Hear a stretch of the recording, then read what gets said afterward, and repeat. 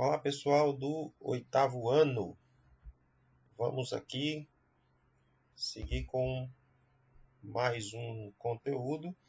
Hoje vamos falar sobre IST, infecções sexualmente transmissíveis. Quando a gente ouve falar sobre infecções sexualmente transmissíveis, como o próprio nome já está dizendo, são aquelas infecções que podem ser transmitidas pela relação sexual desprotegida. Você também pode ouvir falar na sigla DST, doenças sexualmente transmissíveis.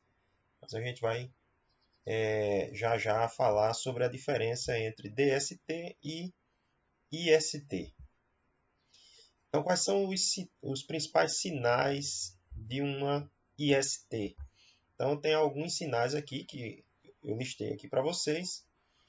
Coceira, dor, caroços, feridas, bolhas, verrugas, inflamação, manchas avermelhadas ou escuras nos órgãos genitais, ou em torno deles, na região anal, na boca, na palma das mãos ou na planta dos pés, é um sinal que pode indicar a presença de alguma IST.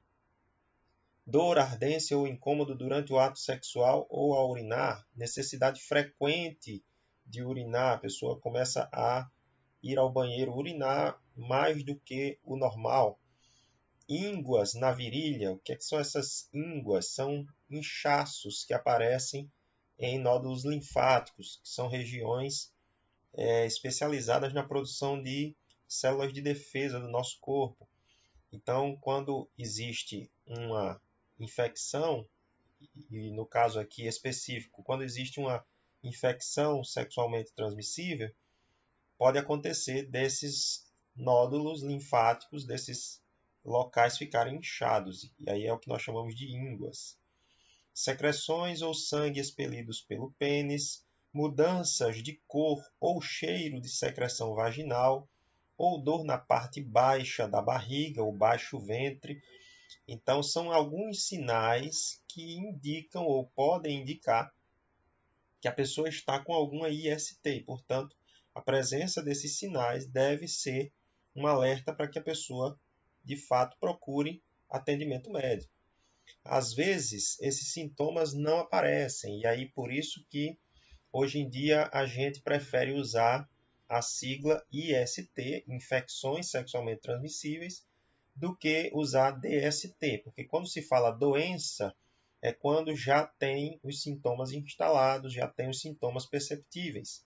Então, às vezes a pessoa está com um vírus, às vezes a pessoa está com um agente infeccioso, ela já tem a infecção, mas ela não tem sintomas aparentes. Então, por isso a gente usa o termo IST. DST é quando os sintomas já estão perceptíveis.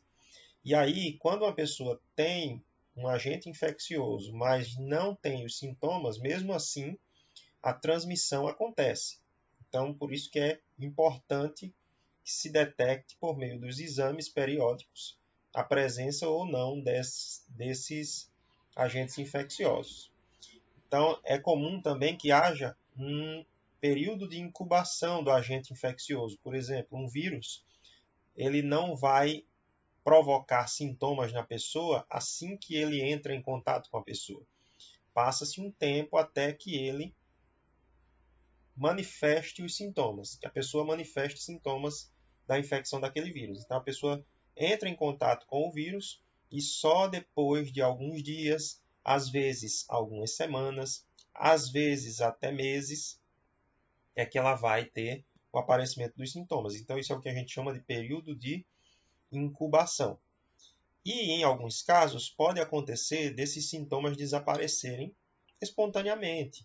Porém, sem haver o tratamento, esses sintomas podem voltar e às vezes podem voltar até mesmo mais fortes. Então é necessário que, com o aparecimento dos sintomas, haja o atendimento médico para que haja de fato o tratamento, porque mesmo que esses sintomas desapareçam, sem o tratamento eles podem voltar. Então, como é que a gente faz para se prevenir dessas ISTs? As melhores formas são o uso do preservativo masculino ou feminino. A gente sabe que existem vários métodos de evitar a gravidez, vários métodos anticoncepcionais. Porém, desses métodos, somente a camisinha masculina ou feminina, o preservativo masculino ou feminino, é que pode evitar as ISTs. Então, ter hábitos de higiene e consultar regularmente ao médico, fazer os exames periodicamente, tanto homens como mulheres, são formas de prevenir essas ISTs e de diminuir a transmissão dessas doenças para outras pessoas. Então, a mais famosa IST é a AIDS, que nós também podemos chamar de SIDA. Esse nome AIDS, na verdade, é uma sigla que vem do inglês. E SIDA seria a sigla em português. O nome propriamente da doença seria Síndrome da Imunodeficiência Adquirida. Ela é causada pelo vírus HIV, famoso HIV, e esse vírus é um vírus que ataca o nosso sistema imunológico. Ele ataca células de defesa, especificamente os linfócitos CD4, que são um tipo de linfócito, um tipo de células de defesa do nosso corpo. Então, por isso o nome da doença é Síndrome da Imunodeficiência Adquirida. Imunodeficiência significa diminuição das defesas, diminuição da imunidade, porque o vírus vai atacar exatamente as células do sistema imunológico, células de defesa do nosso corpo. Como ele provoca essa imunodeficiência, então acabam surgindo as chamadas doenças oportunistas, que significa o quê? Significa que outras doenças podem se instalar no corpo da pessoa, se aproveitando do fato de que ela está imunodeprimida, ou seja, ela tem uma queda nas defesas e aí outras doenças se aproveitam para se instalar, como é o caso de alguns tipos de câncer, como é o caso de pneumonias, tuberculose e até outros tipos de doenças, como o sapinho, que é um tipo de micose e tudo mais. Então, essas doenças conhecidas como oportunistas, elas se instalam devido a essa baixa da defesa provocada pelo HIV. HIV que, na verdade, são dois tipos. O HIV tipo 1 e o HIV tipo 2. E cada tipo desse tem os seus subtipos. Então, o HIV tipo 1, ele é semelhante a um vírus de chimpanzés e ele pode ter passado para o homem por meio de cortes, por meio de lesões na pele, quando algumas pessoas foram preparar a carne desses animais para se alimentar, por exemplo, ou na hora da caça. Então, houve esse contato de sangue e o vírus passou para o ser humano.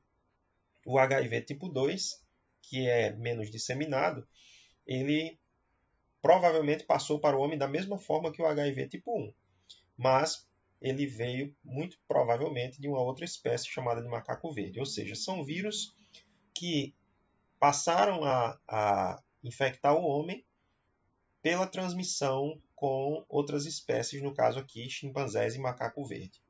Esses vírus são, como eu disse, dois tipos, porém cada tipo apresenta os seus subtipos. Como que ele é transmitido? Esse vírus HIV ele pode ser transmitido, no caso, principalmente pelas relações sexuais desprotegidas, relações sexuais sem preservativo. Então, o contato dos órgãos sexuais ele vai proporcionar a passagem do vírus, tanto de homem para mulher, como de mulher para homem, ou porque o que acontece? Você tem esse vírus no sêmen. Se o homem ele tiver o vírus, esse vírus ele vai estar presente no sêmen. Se a mulher tiver o vírus, esse vírus estará presente nos fluidos vaginais. Então, ocorre essa transmissão quando há o contato dos órgãos sexuais. O uso de seringas agulhas e objetos cortantes contaminados. Isso daqui também provoca a passagem do vírus, porque o vírus também vai ser encontrado no sangue. Exatamente lá ele vai estar infectando as células de defesa. Então, esse vírus pode passar por meio desse compartilhamento de seringas, de agulhas ou de algum objeto cortante. Através de transfusão de sangue, se o sangue estiver contaminado, então, se uma pessoa recebe sangue contaminado, obviamente ela vai adquirir o vírus, e isso é um risco, porém, no nosso país é um risco praticamente inexistente, porque existe um ótimo controle de bancos de sangue no nosso país, no Brasil. Então, mas é uma possibilidade. E da mãe para o filho também pode haver essa transmissão na gestação, no parto ou na amamentação. Então, mulheres que têm o HIV, elas não devem amamentar, exatamente porque o vírus também pode ser encontrado no leite materno. Agora, existem outras formas que não há transmissão e que algumas pessoas acabam tendo medo por desinformação, não conhecem e tal. Então, pelo ar você não vai pegar esse vírus, por abraço. Se você abraçar uma pessoa que tem o vírus, isso não vai passar o vírus para você. Aperto de mão, beijo, suor, lágrima, picada de inseto. Não existe nenhum tipo de comprovação de que picada de inseto transmita esse vírus. Sabonetes, toalhas, lençóis, talheres, copos, assento de ônibus, compartilhamento de piscina, nada disso provoca a transmissão do vírus. A transmissão do vírus é por aquelas vias que a gente falou agora há pouco. Então, existe algum tipo de vacina? Não. O vírus da AIDS foi isolado desde o início da década de 80, ele é conhecido, e desde então existe uma busca, uma tentativa de que se produzir uma vacina para esse vírus, mas até agora não é possível. A gente ainda não tem como chegar num posto de saúde, numa unidade de saúde e pedir a vacina do vírus da AIDS, porque não tem. Então não existe essa vacina, exatamente porque o vírus ele é um vírus muito mutante. Ele tem uma alta mutabilidade, o seu material genético muda, então as vacinas acabam se tornando ineficazes. Então não existe ainda uma vacina, apesar de que já existe um bom avanço nesse sentido nas pesquisas. O que existe é tratamento, mas esse tratamento ainda não garante cura. Na verdade, esse tratamento ele é para prolongamento e para melhoria da qualidade de vida das pessoas que têm o vírus. Então, esse tratamento é feito por meio de alguns medicamentos, e esses medicamentos eles inibem, eles evitam que o vírus se reproduza e que a pessoa tenha, portanto, uma piora no quadro da doença. Então, ele inibe a reprodução do vírus e, com isso, a pessoa tem a sua vida prolongada. Lá no início da década de 80, quando as pessoas recebiam o diagnóstico de que estavam com esse vírus, era como se elas recebessem praticamente uma sentença de morte para pouco tempo. Pessoas dentro dos medicamentos, hoje você tem pessoas dentro dos medicamentos, hoje você tem pessoas dos medicamentos, hoje você tem pessoas convivendo com o vírus e convivendo bem, com qualidade de vida e sobrevivendo por muitos e muitos anos com esse vírus. Existe também a profilaxia pós-exposição, que é usada, por exemplo, em casos de violência sexual. Então, se uma pessoa é estuprada, por exemplo, e procura, então, uma unidade de saúde, ela tem direito a receber a profilaxia pós-exposição. Essa profilaxia pós-exposição é um tratamento emergencial para eliminar a carga viral imediatamente após a entrada desse vírus, a possível entrada desse vírus. Então, ele deve ser administrado ali no máximo até 72 horas depois da ocorrência do caso. Então, em casos de violência sexual, relação sexual desprotegida ou acidente ocupacional, no caso de profissionais de saúde, pessoas que trabalham em hospitais, por exemplo, e que tenham se contaminado, tenham tido contato com algum objeto cortante, por exemplo, e que possam ter, existe a possibilidade de haver uma contaminação, então elas podem usar essa profilaxia pós-exposição. Mas isso é um tratamento pelo uso do preservativo. Prevenção pelo uso do preservativo. Prevenção pelo uso do preservativo. Existe também a profilaxia pré-exposição, ou seja, ela é ministrada antes que a pessoa tenha contato com o vírus. Ele é indicado para quem tem algum risco muito alto de exposição ao vírus, como é o caso de pessoas que são parceiras de portadores do HIV. Então, nesse caso, aí tudo é combinado e decidido com a ajuda de um médico, então isso pode ser feito. Porém, nada disso, como eu falei, substitui o uso do preservativo em todas as relações sexuais. O uso do preservativo é fundamental porque ele é a melhor arma contra a contaminação pelo HIV e por todos os agentes infecciosos transmitidos por vias sexuais. É óbvio que se um casal está pretendendo engravidar, é lógico que a camisinha não vai ser usada. Porém, estamos falando aqui de situações em que não há o desejo de engravidar. Então, se a pessoa não tem o interesse de engravidar, não é um casal que está planejando engravidar e, portanto, quer se proteger, precisa se proteger, o uso da camisinha é a melhor opção. O uso de seringas, agulhas e instrumentos cortantes deve ser apenas ou esterilizados. Não deve haver esse compartilhamento de seringas, de agulhas e tudo mais para evitar exatamente a contaminação. Bom, gente, nós estamos desde a década de 80 vivendo o que nós chamamos de pandemia do HIV. Hoje se fala muito da pandemia da Covid-19, mas desde a década de 80 a gente vem convivendo com a pandemia do HIV. E essa pandemia já matou cerca de 35 milhões de pessoas desde a década de 1980.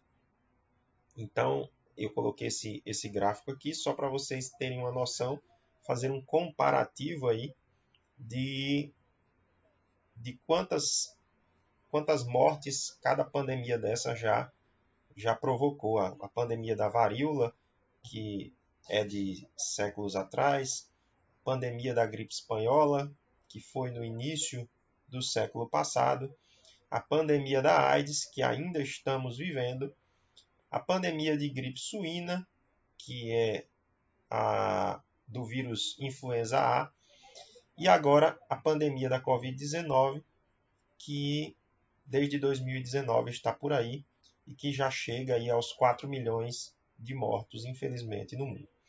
Então estamos vivendo essa pandemia e a melhor forma é se prevenir, é evitar por meio do uso do preservativo. Então, gente, por hoje é isso. Até a próxima.